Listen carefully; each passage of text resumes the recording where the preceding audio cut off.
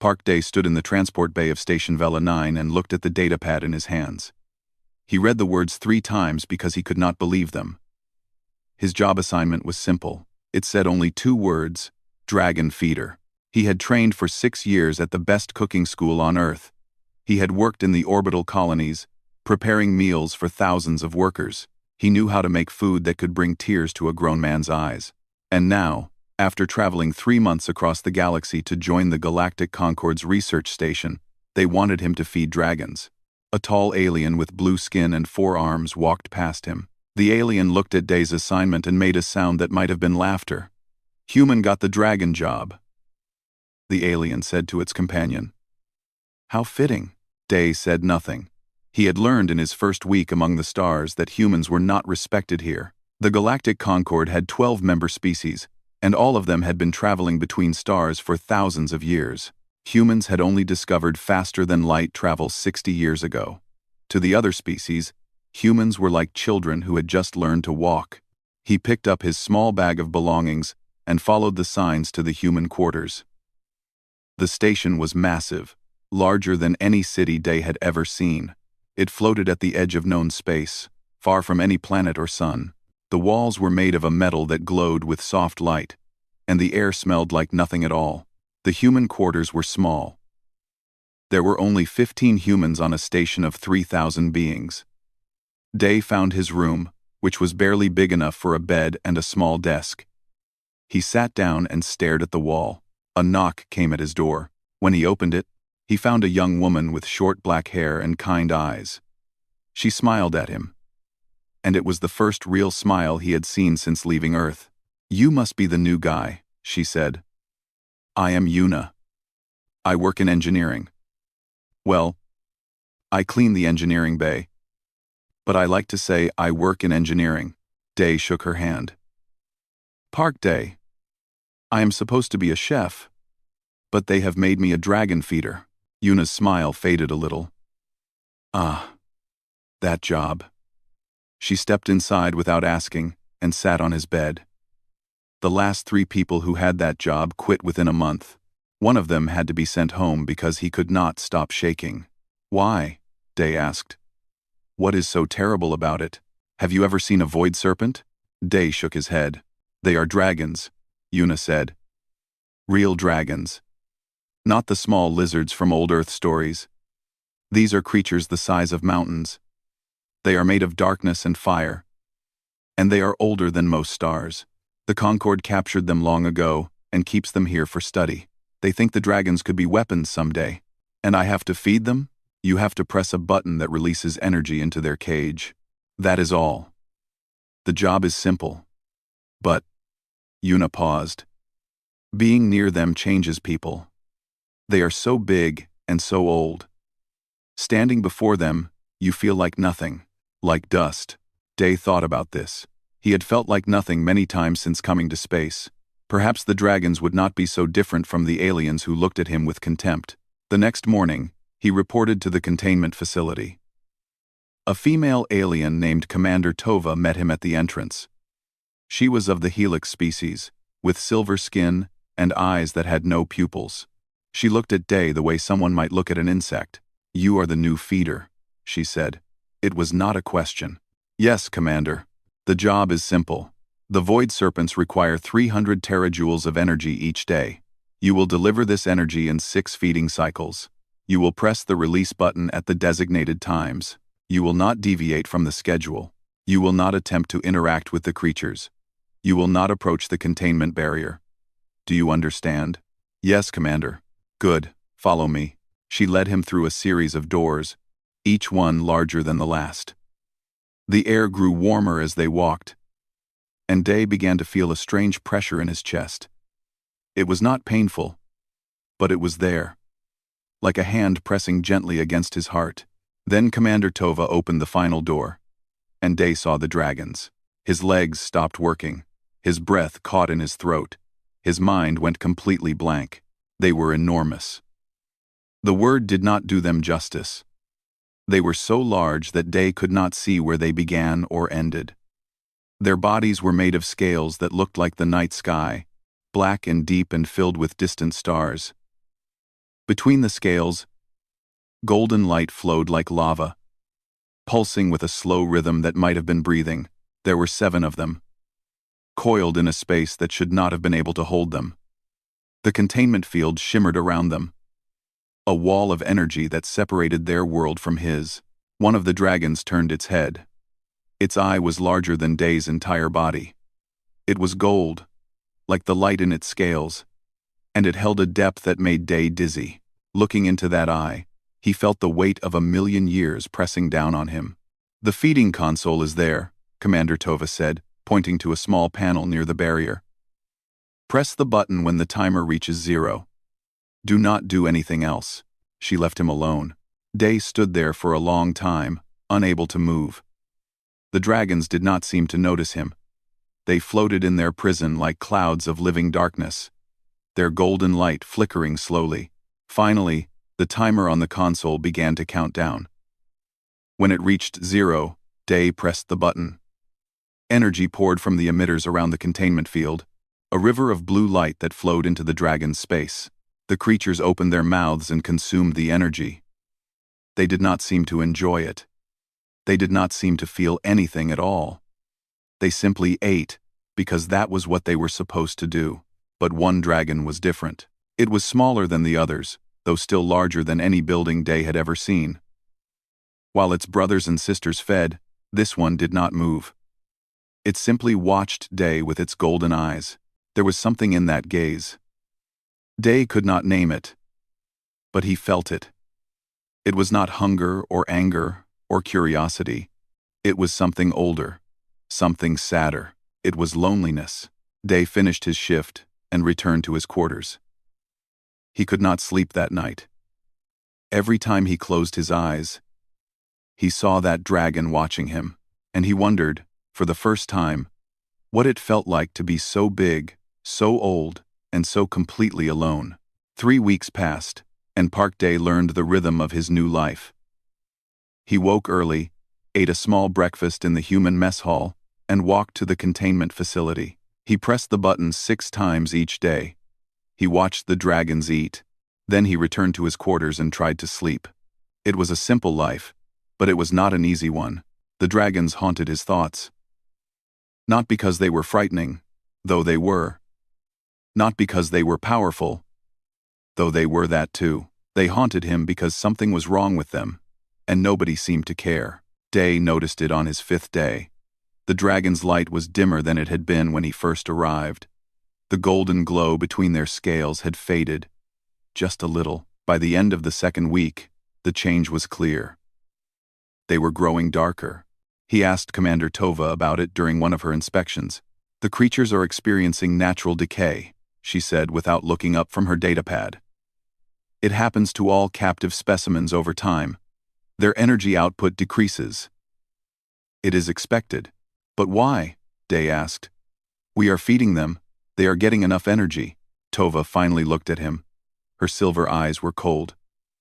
"You are a feeder, not a scientist. Do your job and leave the thinking to those who are qualified." She walked away, and Day was left alone with the dragons.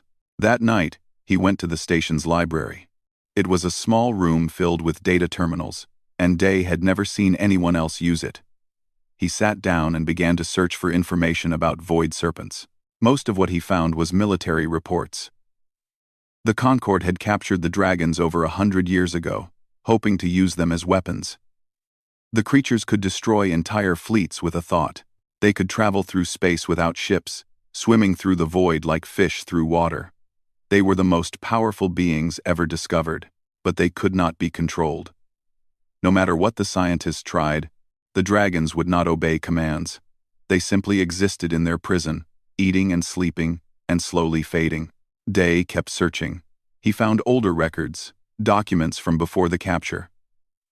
They described void serpents in their natural state, and what he read made his heart ache. In the wild, the dragons did not eat simple energy. They consumed the light of newborn stars. They swallowed the radiation of exploding supernovas. They bathed in the magnetic fields of spinning galaxies. They did not just eat to survive. They experienced the universe in ways no other creature could understand. They tasted the cosmos. Day leaned back in his chair and thought about what he had learned. He was a chef. He understood food better than most people. And he knew one truth that seemed obvious to him but apparently was not obvious to the alien scientists. Food was never just fuel. On Earth, a meal was more than calories. It was memory. It was culture. It was love. When Day's grandmother made soup, it tasted like his childhood. When he cooked for friends, the food carried his feelings to them.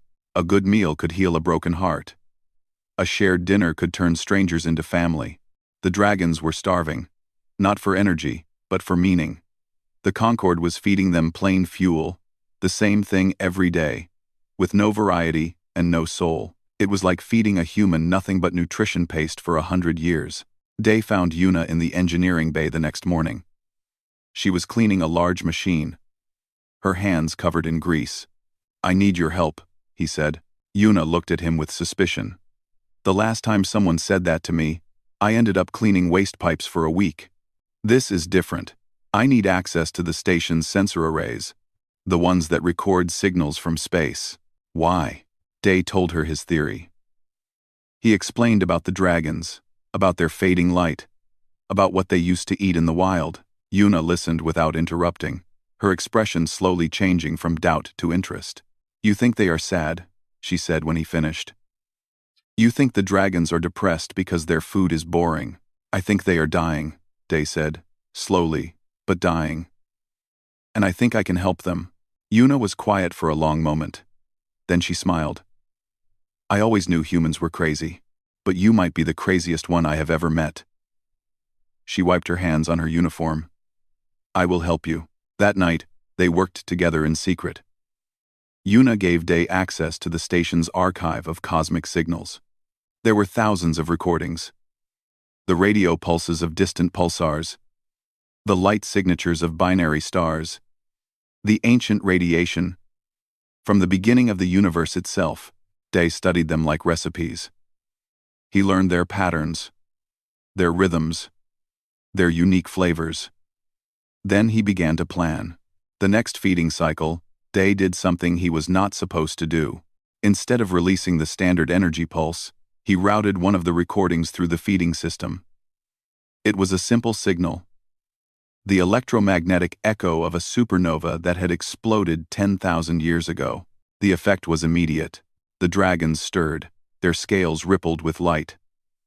Colors Day had never seen before danced across their bodies, blues and purples and golds that had no names in any human language. The small dragon, the one that always watched him, moved closer to the containment barrier. Its golden eyes were bright now, brighter than Day had ever seen them. For the first time in 100 years, the dragons seemed alive. Then the alarms went off. Commander Tova arrived within minutes. Her silver face was twisted with anger. "What did you do?" she demanded. "I fed them," Day said. "Really fed them. You violated containment protocols. You endangered the entire station.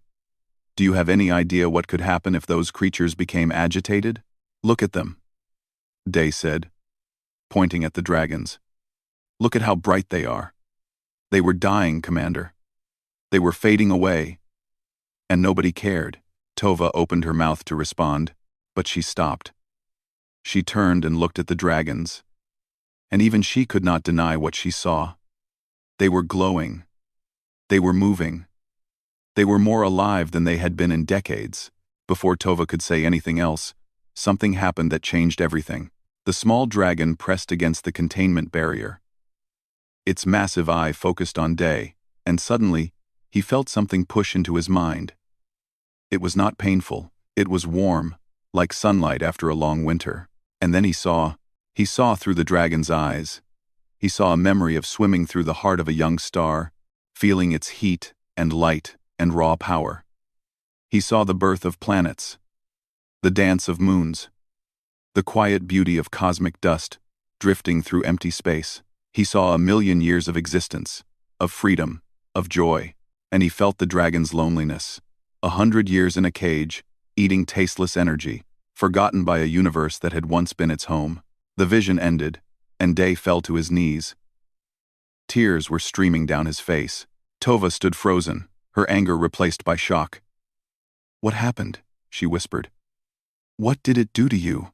Day looked up at the dragon. It was still watching him, and now he understood what he saw in its eyes. It was hope. "It talked to me," Day said. "The dragon talked to me. For the first time in 400 years of trying, someone had made contact with a void serpent. And it was a human cook who had done it." The news spread through Station Vela 9 like fire through dry grass. A human had made contact with the void serpents. A human, the lowest species in the Concord, had done what no scientist or diplomat had achieved in 4 centuries. Within a day, High Arbiter Kell arrived. He was old, even by alien standards. His species lived for thousands of years, and Kell had seen the rise and fall of empires. He wore robes of pure white, and his face was a mask of hard angles and cold authority. When he walked through the station, everyone stepped aside. When he spoke, everyone listened. He did not look at Park Day when he entered the containment facility. He looked at the dragons. "So," Kell said, his voice deep and slow, "the creatures have finally decided to communicate. How convenient that they chose to speak to a human." "It was not convenience," Commander Tova said. She stood beside Day, and for reasons he did not understand, she had not reported his protocol violations to the Arbiter. The human did something different with the feeding process. The dragons responded. Kell finally turned to look at Day. His eyes were black, completely black, with no white at all. Looking into them was like looking into empty space. "Explain," Kell said. Day told him everything. He told him about the fading light, about his research, about the cosmic signals he had used instead of standard energy. He told him about the vision the dragon had shared, the memory of swimming through stars. Kell listened without expression. When Day finished, the Arbiter was silent for a long moment. "You believe," Kell said slowly, "that these creatures were unhappy with their food." "Yes, and you believe that by feeding them recordings of space signals, you have made them happy." "I believe I have reminded them of who they are." Kell made a sound that might have been a laugh. "Humans are fascinating creatures. You see the universe through such simple eyes. Happy and sad, good and bad. You reduce everything to emotion. Is that wrong?" Day asked. "It is childish." Kell turned back to the dragons. "These are not pets. They are not friends. They are weapons of unimaginable power. The Concord did not capture them to make them happy. We captured them to use them." "And how has that worked?" Day asked. The words came out before he could stop them. "You have had them for 100 years. Have you ever controlled them? Have they ever done what you wanted?" Tova stepped forward, ready to silence Day. But Kell raised one long hand.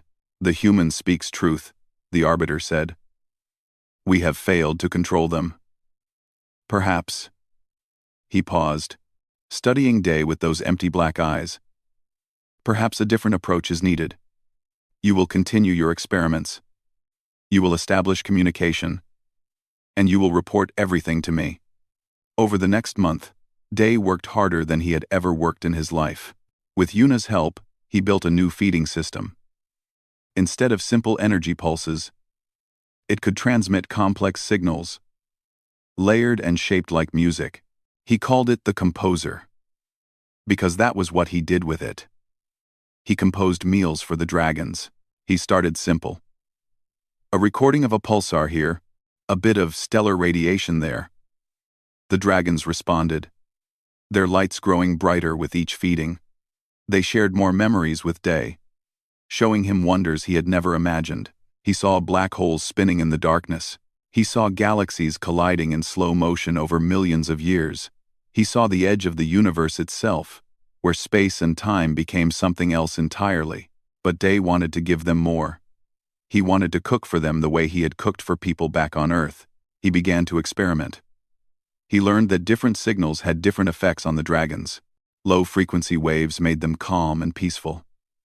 High-frequency bursts made them excited and playful. Ancient light from the beginning of the universe made them thoughtful and quiet. He combined these signals like ingredients in a recipe. He balanced them, timed them, layered them together. He created meals that told stories, that evoked emotions, that carried meaning beyond simple nutrition. The dragons responded with joy. For the first time in anyone's memory, they moved in their containment space. They danced. They coiled around each other like ribbons in the wind. Their bodies flared with colors that scientists had never recorded. They were not just alive. They were celebrating. The small dragon, the one that had first reached out to Day, showed him something special during one feeding. It shared its name. Not a word, exactly, but a concept. A feeling. It was the sensation of looking up at the night sky and feeling both small and infinite at the same time. In Korean, the closest word was Bayol, star. Hello, Bayol, Day whispered, and the dragon's light pulsed in response. Yuna helped him build a translation system. The dragons communicated in images and feelings, not words, but with enough data, they could create a rough dictionary. Soon, Day could understand simple messages and send simple responses. The dragons told him about their past. They were older than most stars. They had watched the galaxy grow from a cloud of dust into a spiral of light. They had seen species rise and fall, civilizations bloom and wither. They remembered everything. They also told him about their capture. 100 years ago, the Concorde had tricked them with false signals, luring them into a trap. The containment field was unlike anything in nature, a prison designed specifically for beings that could swim through suns. The dragons had tried to escape many times, but the field was too strong, so they had given up. They had stopped trying, stopped hoping, stopped living. They had eaten their tasteless food and waited to fade away, until Day came. You woke us up, Bayol told him in images and feelings. You reminded us that the universe is still beautiful. You gave us a reason to live. Day sat alone in the containment chamber that night, watching the dragons sleep. Their bodies glowed softly, like embers in a dying fire. But the fire was no longer dying. It was growing stronger. He thought about what he had accomplished. A chef from Earth, the lowest species in the galaxy, had done what armies and scientists and diplomats could not. He had made friends with the most powerful creatures in existence, and he had done it by cooking for them. High Arbiter Kel visited the next day. He watched Day perform a feeding, watched the dragons dance and sing with light. His black eyes showed no emotion, but Day could feel something behind them. Calculation. Planning. You have done well, Kel said. The Concorde is pleased. We believe we can now move to the next phase. What phase? Day asked. Control. Kel said simply. You will teach us how to communicate with them. And then, we will give them orders. Day felt something cold settle in his stomach. They are not weapons. They are beings. Ancient, intelligent beings. They are both, Kel said. And now that we can speak to them, we can finally use them as they were meant to be used. He turned to leave, then paused at the door. You should be proud, human. You have given the Concorde exactly what it needed. Day stood alone in the chamber, the dragon's light reflecting off his face. Bayol pressed against the containment barrier, its golden eye filled with concern. What is wrong? It asked him in feelings. Why are you sad? Day did not know how to answer. He had wanted to help the dragons. He had wanted to give them something beautiful, something meaningful. Instead, he had given them to people who only wanted to use them, and he did not know how to fix it. The order came 3 days later. High Arbiter Kel stood in the containment chamber with a dozen Concorde scientists behind him. Their datapads glowed with information, and their eyes were hungry with ambition. They had waited a century for this moment. The 7th Fleet has encountered resistance in the outer systems, Kel explained. His voice was calm, as if he were discussing the weather. A faction of rebels has taken control of 3 mining colonies. They are refusing to surrender. The Concorde has decided to send a message. Day felt his blood run cold.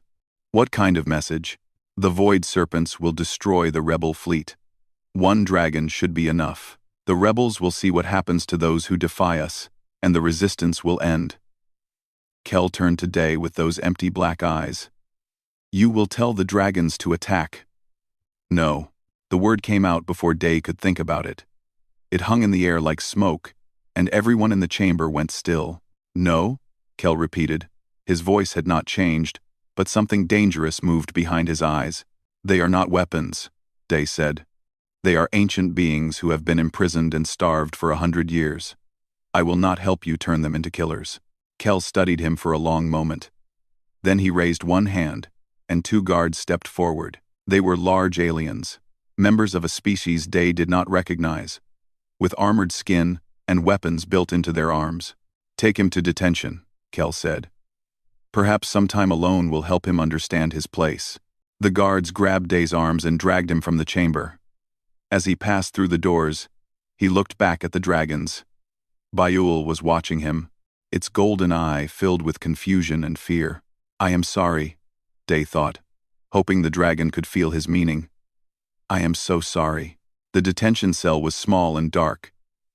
There was no bed, no chair, nothing but 4 walls and a cold floor. Day sat in the corner and stared at the ceiling. His mind racing. He had failed. He had tried to help the dragons, and instead he had made everything worse.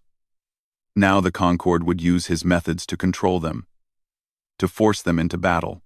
The ancient creatures who had trusted him would become instruments of destruction. Hours passed, maybe days. Day lost track of time in the darkness. Then the door opened. Commander Tova stood in the light, her silver face unreadable. She looked at Day for a long moment, then stepped inside and closed the door behind her. You are a fool, she said. Probably, Day agreed. You could have pretended to cooperate. You could have bought yourself time. Instead, you defied a high arbiter in front of his scientists. Do you know what the punishment for that is? Death? Worse. They will send you to the labor camps on the ice moons. You will spend the rest of your short human life digging frozen minerals in darkness. Tova paused. Or you could have. If I had not deleted the security footage of your refusal. Day looked up at her in surprise. Why would you do that? Tova was quiet for a moment. Then she sat down across from him, folding her long legs beneath her. My species, the Helix, were not always part of the Concord, she said. 3,000 years ago, we were conquered. The Concord did not use dragons. They used something worse. They made us dependent on them. They controlled our food, our medicine, our technology. Within a generation, we could not survive without them. She met Day's eyes. We became slaves, who thought we were free. I did not know, Day said. No one remembers now. History is written by those in power. Tova stood and walked to the door. I cannot free the dragons. I cannot defy the Concord openly, but I can give you a chance. She pressed her hand against the lock, and the door slid open. The human quarters are in Section 7. Your friend Yuna has been gathering the other humans. They are waiting for you. Day stood slowly, his legs stiff from sitting on the cold floor. What are they waiting for? To do something stupid, Tova said. Something human. Day ran through the station's corridors, staying in the shadows, avoiding the main paths. He reached the human quarters to find all 14 of his fellow humans gathered in the common room. Yuna was at the center, her face bright with determination. Day, she called when she saw him. We heard what happened. We have a plan. A plan for what? To stop them. Yuna pulled up a schematic on her datapad. The Concord scientists are preparing to use your composer to send control signals to the dragons. They have modified it, added something that will cause pain if the dragons do not obey. It is basically torture. Day felt sick. When? In 2 hours. But I can crash the station's secondary systems from the engineering bay. It will create chaos, alarms everywhere. During the confusion, you can get to the containment chamber. And do what? Yuna smiled. What you do best, cook. The next 2 hours were the longest of Day's life. He hid in a maintenance tunnel near the containment facility, listening to the station's hum, waiting for Yuna's signal. It came with a scream of alarms. The lights flickered. Emergency announcements blared in a dozen languages. Day saw aliens running through the corridors, confused and frightened. In the chaos, no one noticed one small human slipping through the containment facility's doors. Inside, he found the Concord scientists gathered around his composer. They had changed it, added new components that glowed with an angry red light. High Arbiter Kell stood before the dragons, ready to give the first command. Then the main lights went out. Emergency lighting kicked in, dim and red. The scientists shouted in confusion. Kell turned toward the door, trying to see who had entered. Day reached the composer and began to work. He disconnected the modifications the scientists had made. His fingers moved faster than they ever had, pulling wires, rerouting circuits. Someone grabbed his shoulder, but another human appeared and pushed them away. More humans poured into the chamber, the entire crew of 15, fighting to give Day time. The dragons were awake now, their bodies rippling with anxious light. Biol pressed against the barrier, trying to understand what was happening. "Trust me," Day thought as hard as he could. "Please trust me." Then the main lights came back on. Kell stood before him, guards on either side. The humans had been restrained, held at weapon point. The scientists were back at their stations, ready to resume their work. "You have caused enough trouble," Kell said, "but it ends now. The dragons will obey, whether you help us or not." Day looked at the composer. He had managed to disconnect the pain circuits, but that was all. The control signal was still ready. The scientists could still force the dragons to attack, unless he gave them something else. His hands moved one last time, loading a file into the composer. Not cosmic signals. Not stellar radiation. Something far more human. He fed them music, Beethoven's Ninth Symphony, the Ode to Joy, translated into energy, into light, into frequencies that could touch the soul of any creature in the universe. The dragons heard it, and they began to sing back. The sound was beyond description. It was not really sound at all. It was feeling, pure feeling, broadcasting through the containment field and into the minds of everyone on the station. Joy, hope, love. The emotions crashed over them like waves. And for one moment, every being in the chamber felt connected. They felt the dragons' ancient wisdom, their deep loneliness, their desperate hope for freedom. And they felt something else, a message. "We are not weapons," the dragons sang together. "We are children of the first stars. We remember the universe being born. We have waited for someone to see us as more than tools. We have waited for someone to care." Kell stumbled backward, his black eyes wide with shock. The guards dropped their weapons. The scientists fell to their knees, and Bio looked at Day with love shining in its golden eye. "Thank you," it said in feelings that needed no translation. "Thank you for remembering that we are alive." The song of the dragons did not stop at the containment chamber. It spread through Station Vela 9 like light through water. It touched every mind, every heart, every soul on the station. 3,000 beings of a dozen species all heard the same message at the same moment. And it did not stop there. The dragons' voices reached beyond the station, carried on waves of energy that moved faster than light. They touched the ships in the surrounding space, the outposts on distant moons, the colonies throughout the sector. Within hours, the Galactic Concord's communication networks were flooded with reports of the same phenomenon. Everyone had heard the dragons. Everyone had felt their truth. High Arbiter Kell stood frozen in the containment chamber, his mouth opening and closing but no words coming out. For the first time in his long life, he did not know what to do. The dragons had not attacked. They had not destroyed anything. They had simply spoken, and their words had shaken the foundations of everything he believed. Park Day stepped forward, his heart pounding but his voice steady.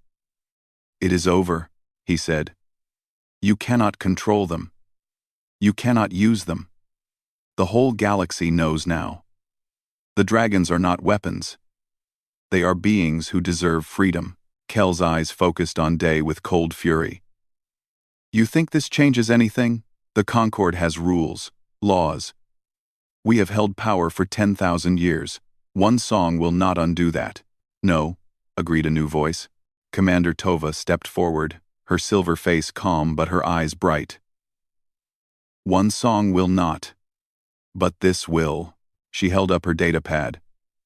On it was a message from the Concord Council, the ruling body of all 12 species. Kel's eyes scanned the words, and his silver face went pale. They are calling for a tribunal, Tova explained. The capture of the Void Serpents was never approved by the full council. It was a secret operation by your faction, Arbiter. And now that the dragons can speak, now that they can tell their story, the truth will come out. Kel looked at the dragons. They floated in their containment space, their bodies glowing with soft golden light. They did not seem angry. They did not seem vengeful. They simply watched, patient as stars. This is not over, Kel said quietly. Then he turned and walked out of the chamber, his guards following behind him. For a long moment, no one spoke. Then Yuna let out a breath and laughed. I cannot believe that worked. Day could not believe it either. He turned to look at the dragons, at Biol pressing against the barrier with hope in its ancient eyes. What happens now? Day asked. Biol showed him an image. The containment field fading. The dragons swimming free into open space. Stars stretching out before them like a road without end. Now, Biol said in feelings and light, we go home. It took 3 weeks for the tribunal to make its decision. 3 weeks of testimony, of evidence, of arguments that echoed through the halls of Concord space. The dragons shared their memories with the council, showing them the truth of their capture, the truth of their imprisonment, the truth of their slow decay, and they showed them something else. The truth of what Day had done. They showed the council a human who had seen their suffering and tried to help. A human who had used food as a language, who had turned meals into art, and art into communication. A human who had asked for nothing in return except the chance to do something kind. The council was moved. Even the species who had looked down on humans for 60 years could not deny what they had seen. The dragons were to be freed. On the day of the release, the entire station gathered to watch. Day stood at the front, Yuna beside him, Commander Tova a few steps behind. The other humans clustered together, their faces shining with pride. The containment field flickered. Then it faded. For the first time in 100 years, the Void Serpents were free. They did not rush. They did not flee. Instead, they moved slowly, gracefully, like dancers finishing a long performance. One by one, they passed through the space where the barrier had been, their massive bodies glowing brighter with each moment. Biol was the last to leave. The dragon stopped before Day, its golden eye level with his face. It was still enormous, still ancient, still a creature of power beyond imagination. But when it looked at him, Day saw something familiar. He saw a friend. Come with us, Biol said in images and feelings. We want to show you the universe. The places we have been. The things we have seen. We want to share them with you. The way you shared your food with us. Day felt tears running down his face. I do not know if I can survive out there. Space is not made for humans. We will keep you safe, Biol promised. You fed us when we were starving. Let us feed you now. Let us show you wonders you have never imagined. Day looked at Yuna. She was crying too, but she was smiling. Go, she said. Someone has to represent humanity out there. And no one knows how to cook for dragons like you do. Day thought about Earth. He thought about his grandmother's kitchen. The smell of soup on winter mornings. The warmth of meals shared with people he loved. He thought about everything he was leaving behind. Then he thought about everything waiting ahead. He reached into his pocket and pulled out a small data chip. He had prepared it the night before, not knowing if he would ever have the chance to use it. If I am going to cook for dragons, he said, I should bring my recipes. The chip held 10,000 years of human history. Food from every culture, music from every era, stories from every corner of Earth. Enough to keep the dragons fed for a very long time. Bile wrapped a tendril of golden light around Day, lifting him gently from the floor. The warmth was like nothing he had ever felt. It was like being held by a son. Together, they rose. The other dragons gathered around them, their bodies creating a constellation of living fire. They moved toward the station's outer doors, which opened to release them into the void. Day looked back one last time. He saw Yuna waving. He saw Tova watching with something like pride. He saw the humans of Station Vela 9, small figures in a vast chamber, watching one of their own ride into the stars. Then the dragons leaped into space, and Day saw the universe. It was beautiful. More beautiful than any meal he had ever made, any sunset he had ever watched, any dream he had ever dreamed. Stars burned in colors he had no names for. Nebulae swirled like soup in a cosmic pot. The darkness between galaxies hummed with secret songs, and the dragons danced through it all, carrying their human friend with them. In the weeks that followed, stories spread through the galactic concord. Stories of a human chef who had done the impossible. Stories of dragons who sang and danced among the stars. Stories of meals that carried love across the void. The concord began to change. Slowly, quietly, but undeniably. Humans were no longer assigned to the lowest jobs. They were invited to diplomatic meetings, cultural exchanges, scientific collaborations. Other species wanted to understand how a simple cook had succeeded where centuries of effort had failed. The answer was simpler than they expected. Day had not tried to control the dragons. He had not tried to use them or study them or conquer them. He had simply seen that they were hungry, and he had fed them, not just their bodies, but their souls. And somewhere in the endless night, Park Day prepared his greatest meal yet. It was made of starlight and gravity, woven with the memory of supernovas and the hope of newborn worlds. It was a feast for creatures who had tasted the birth of galaxies, prepared by a human who had once cooked soup for his grandmother. The dragons gathered around him, their bodies forming a ring of fire against the darkness. They ate together, shared together, celebrated together. He had only had one job: feed the dragons. No one had anticipated what he would give them. He gave them humanity itself. The music, the stories, the food, the love. He gave them everything his species had to offer. And in return, the dragons gave him the stars. It was, Day thought as he watched the universe unfold around him, the greatest trade anyone had ever made. And as Beol curled around him, warm and bright and alive, Day began to plan his next recipe.